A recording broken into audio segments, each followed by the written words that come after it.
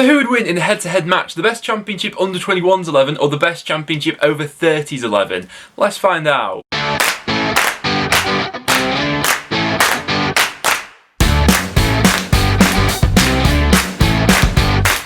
So guys, welcome back to the channel. You guys seem to enjoy the last video we did on this, where we put together the best possible bottom versus top half Championship 11. Today we're going to be following along on a similar concept. So I've gone ahead and built two teams which I believe to be the best representation of each age range. And at the end of today's video, we're going to be putting them up against each other in a game of FIFA. Now, what I want to know from you guys, who do you believe to be the best under 21 players in the Championship and the best over 30 players as well? Before we do hop into anything though, I must say make sure to go ahead and subscribe to the channel if you are new around here. We're pushing our way towards 30,000 subscribers, so if you could help us out, that would be massively appreciated. Also, do leave a like on today's video if you do go in to enjoy. If we get 300 likes, that would be greatly appreciated. For the under 21s team, they have to be either 21 years old or younger, and then for the over 30s team, I've gone for 31 years old or older. But without any further ado, let's hop into this one. So I'll start out with the under 21s 11. First of all, we'll go over my bench, and we got some fantastic options on here. Jonathan Lecco of Birmingham recently transferred there, yet to really kick on so far this season, but a player with massive potential nevertheless.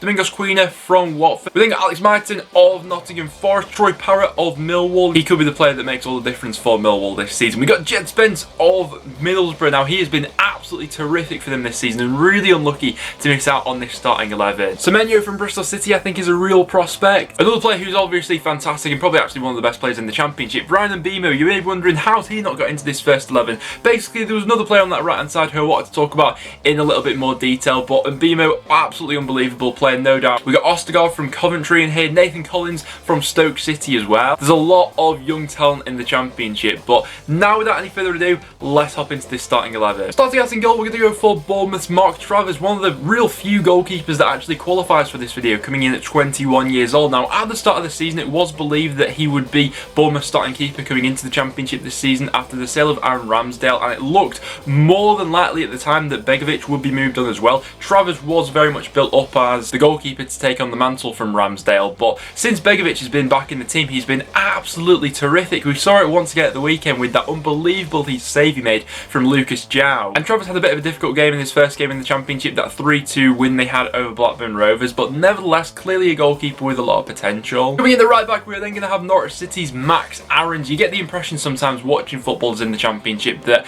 they're just too good for this level. We got that feeling a couple of years ago with Reece James while he was out on loan at Wigan. And Max Aarons so far this season has been an absolute joy to watch, and his game has evolved quite a bit since Norwich's promotion a couple of years ago. I think it's clear to see that from that season in the Premier League he took quite a bit onto his game and has developed quite a bit as a player actually. Defensively I think he's a lot better than he was a couple of years ago, but overall he's continuing to develop into an absolutely wonderful footballer, and at 20 years old it's a no-brainer that he's getting into this team. In as the first centre half, we're going to have Swansea City's Ben Cabango coming in at just 20 years old. The Swansea defender has been absolutely terrific since he burst onto the scene. And I think that on this channel especially, we've probably not given him enough credit actually. A lot of the times when we spoke about Swansea's backline, we've given praise to like Joe Rodon in the past, Mark Guehi recently, but Ben Cabango has been absolutely fantastic and right up there in terms of numbers, in terms of the best Championship defenders actually. Against Blackburn, he was a rock solid member of that backline, got on the score sheet as well as marking, you know, Adam Armstrong out the game, the most informed striker in the league at the moment. Swansea have got quite a few up and coming exciting youngsters, but none more so than Ben Cabango, who I think got a massive future ahead of him. Coming to play alongside him, we're going to have a former Swansea City loanee, Ben Wilmot, the 21-year-old defender now playing his football for Watford after he was out on loan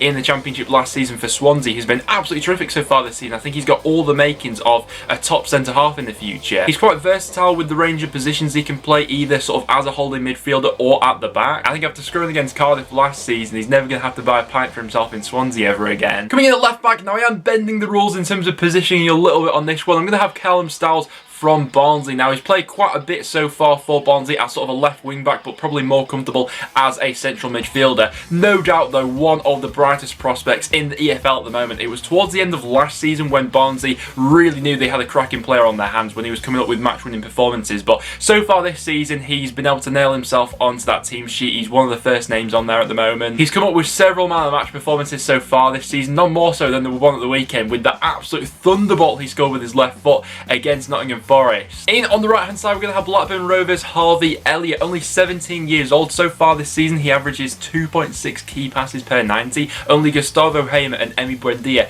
average more than that in the league so far this season. But already this soon into the season, he's been a real key performer for this Blackburn side. In on that right hand side, being able to cut inside onto his left foot. And him and Armstrong are going to continue to develop this partnership between themselves, and at the end of the season, it wouldn't surprise me if he's got, you know, a ridiculous amount of assists or something. In midfield, we're going to have Bristol City's Hando Masengo, who we've not really seen all too much of so far this season. It's a position where Bristol City are quite well supplied in, actually. They've got a lot of competition in that area. Still, though, only 19 years old, one of the brightest prospects in the EFL. He played quite a bit of football for Bristol City last season, actually, where he had his highs and lows. But after coming over from Monaco for quite a sizable transfer fee, obviously the hope is still there that he'll develop into really quite a special player. In alongside him, we're then going to have Derby County's Max Bird, the 20-year-old midfielder. Now, Derby, I had a lot of options in terms of who I could choose for their under-21s player, but in terms of how this team was fitting together and shaping up, Max Bird seemed like my best bet. Now, actually a really good performance from him at the weekend, I thought, against Bristol City. Probably one of Derby's best players in terms of keeping the ball moving. He actually played quite well with Wayne Rooney. I think that those two could form a decent partnership between themselves. He comes in alongside Masengo, and this team's shaping up quite nicely. Coming in off the left-hand side, we're going to have Reading's Michael Elise. He's been a fantastic performer for them so far this season, with 5 goal contributions already, 2 goals and 3 assists to his name. He's played in several positions, in off the left, on the right as a number 10, and a little bit deeper into midfield as well. But his creativity has been absolutely vital to Reading's start to this season. As our first striker, we're going to have Watford's João Pedro. Now, at times, Watford have actually been a little bit frustrating to watch going forward, but when you get João Pedro on the ball, you can always tell that he's capable of conjuring up something. I mean, that winning goal against Derby earlier on this season was an absolutely prime example of the quality that this guy actually has. I think throughout the season, he's going to come up with several game-winning moments for Watford. Already this season has 4 goals. He comes in as my first striker and adds quite a bit of firepower to this team. And then to come alongside him, we are going to have Stoke City's Tyrese Campbell. Probably so far this season has been the most exciting under-21s player in the Championship this far into this season. Only 20 years old and already has 10 goal contributions with 5 goals and 5 assists. He's been a real key performer for Stoke so far this season with his blistering pace going forward, his absolute wand of a left foot. Several man of the match performances so far this season, none more so than his game at the weekend where he was absolutely fantastic. He was on fire against Huddersfield. So he comes in as my second striker to complete my under-21s 11. Guys, let me know in the comments down below, what do you make of that team? So that's the under-21s team we're going for. Now let's go ahead and build the over-30s team. So this team's going to be built up of players who are 31 years and older. Coming in on my bench, we're going to have Kieran Westwood for Sheffield Wednesday, back now in contention for them. He played last weekend. If he gets a consistent run of games, I'm interested to see how good he still is. Bradley Johnson from Blackburn Rovers, brilliant midfielder, keeps them ticking over. Same for Sam Bissau at Nottingham Forest. It's just a shame that he can't really seem to keep himself fit at the moment. Alex Tete at Norwich, been a real key performer in their promotion last time round. Lee Tomlin for Cardiff as well. We've not seen all too much of him so far this season, but last year was a real key figure for Cardiff. And you got even a bit of a shout out to Paul Gallagher as well, still pulling the strings for Preston at 36 years old. But now without any further ado, let's hop into the starting 11. Starting out in goal, we're going for Millwall's Bartosz Białkowski. Over the last probably like 5 or 6 years, been one of the most consistent goalkeepers in the Championship. He had that one dodgy season towards the end of his spell at Ipswich, but apart from that, his record's been pretty flawless. In the right back, we're going for Brentford's Henrik Dalsgaard. Quite an underrated fullback in many aspects. He's not probably the most like flashy player that Brentford have got, so sometimes goes a little bit overlooked, but in terms of how stable they actually are at the back and defending from wide areas, Dalsgaard's been a real key performer, and his games continue to develop year upon year. Coming in as our first centre half, we're going to have Watford's Craig Cathcart, real leader at the back, and since signing from Blackpool for Watford in 2014, has been a real consistent performer in that back line. Made over 150 appearances for Watford. Now at 31, the defender slots in nicely into this back line. Coming in alongside him, we are then going to have Aidan Flynn of Sheffield Wednesday. Now, it's a shame that he's going to be out till at least the new year with the injury he's recently picked up, but seemingly this loan move to Sheffield Wednesday seemed like a really good opportunity for Flint to get his career up and going and back on track. The towering defender comes in next into my starting 11. In at left back, we're going to have Wycombe's Joe Jacobson, already a key performer for them so far this season with 2 assists to his name. He was a vital part of their promotion, whether it be assisting from set pieces or scoring from them himself. He got 11 goals from left back last season, and now at the age of 34 years old, still going strong this time in the Championship. Coming into my CDM, I've gone for Birmingham's Mikel San Jose. You get the impression sometimes that a player's going to absolutely thrive at this level. Coming over from La Liga, he's already been able to show his class. Come the end of the season, I think that Birmingham fans will be absolutely in love with San Jose. You can see he's got real pedigree about him, and from the game that Birmingham had coming to Deepdale this season, San Jose was very much the man dictating things. He ended up getting the assist for the winner with a great ball into the box from a deep area. On and off the ball, he really does offer quite a lot. Coming in alongside him in midfield, we're going to have Middlesbrough's Johnny Howson, who's continued to develop his game as the years have gone on. Obviously, a real real iconic championship player over the course of his career, but 32 years old now, and under Neil Warnock, I think he's getting the best out of the player. Played a part of last season at centre-half in the back three, but this season has really been anchoring that midfield well for Middlesbrough, and it has been a key reason why they've kept things so tight at the back. He comes in next in midfield. Now, Wayne Rooney continues to split people's opinions on him, but I think he's got to come into this team, doesn't he? He comes up with these real moments of quality, and so far this season for Derby, if they are going to get out of this situation, you think that Rooney's going to be quite crucial to that. He played quite well, I thought, at the weekend. We mentioned Max Bird before. I thought that him and Bird work quite well together. Rooney comes in as my next midfielder. And at the tip of the diamond, I'm going to go for Preston North End Scott Sinclair. Now, so far this season, Sinclair's come up with several game-winning moments for Preston, and we're really now starting to see flashes of the player that we thought we originally signed in January. When it comes to a little bit of trickery and finishing inside the box, I think Sinclair's the best we've got at the club at the moment. He keeps his head cool in front of goal, and with 5 goal contributions already this season, he comes in as my attacking midfielder. As my first striker, I've gone for 32-year-old Chris Martin, signed on a free transfer for Bristol City this season. That could turn out to be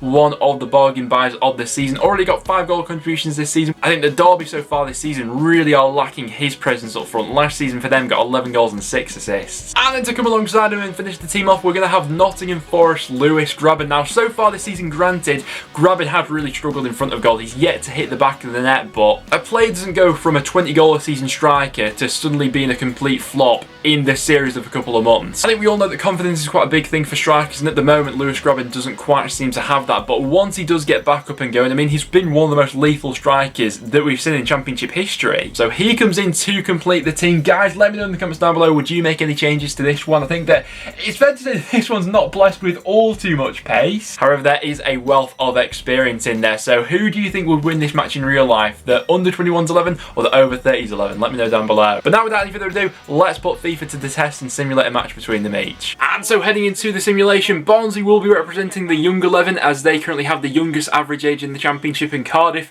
will be representing the over 30s as they currently have the oldest average age. And it was the younger 11 who started out as the better of two sides. Hando Masengo firing them in front. He's not played all too much football in real life, but they got off to the perfect start in this one. But heading into the second half, it was the older 11 who responded well. The over 30s here with Lewis Grabban, not got on the score sheet as of yet in real life, but he finishes well there to make it 1-1. And heading into the final stages of this match, that was all. These two sides couldn't be separated in normal time, so at full time after 90 minutes, this one did finish 1-1, and we need penalties to separate them. So as we do head into this penalty shootout, it was an absolutely bonkers one. Scott Sinclair's up first. He tucks his away quite nicely. Troy Parrott, though, can't follow it up. It's well saved by Bilkowski. Chris Martin then can't take advantage as he has his slammed off the post. We have Elise up next, who puts his penalty wide. Up next is Bradley Johnson, who came off the bench, and it's well saved by Travers in net. Hando Masengo's up next, and he has his well saved. It's a ridiculous penalty shootout. Only one scored so far. Jacobson then puts his wide.